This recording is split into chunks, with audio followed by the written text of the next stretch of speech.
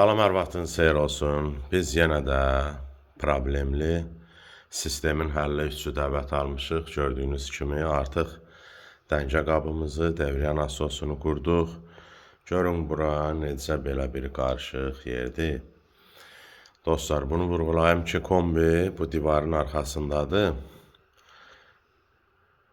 Burada belədir ki, radiator sistemində nə qədər az boru işlənsə, yəni kəsə yollarla çəkilsə bir o qədər yaxşıdır.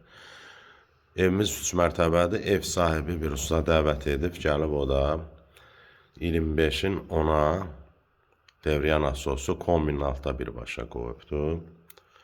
Evimizdə 15 toçka, radiator, istipol, suşulka var cəmi. Və yenə də istilik yüksək nəticə əldə edə bilməyib ev sahibi.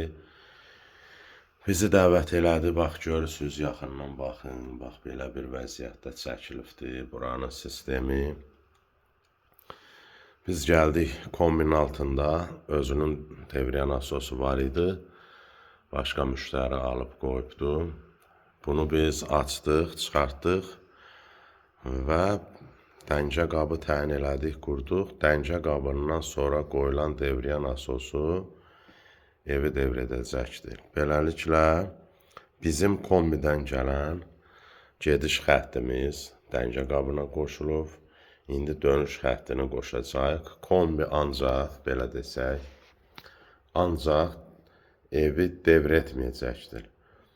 Dəncə qabına və dəncə qabından qaydacaq. Dəncə qabının içində olan suyu isidəcəkdir və dəncə qabından qoyulan dəvrə nasosu birbaşa sistemi devr edəcəkdir. Belə desək, dəncə qabı ortadan 2 yerə bölünmüş olur, bölünməyibdir. Şifahi belə lor dildə izah edirəm. Kombi gəlib ancaq dəncə qabının içinin suyunu isidəcək, qaydacaqdır. Və dəncə qabından isti suyu, bol su götürüb, dəvrə nasosu bütün radiatorları boyu devr edəcək. Beləliklə, biz evimizdə yüksək istilik temperaturu əldə edə biləcək.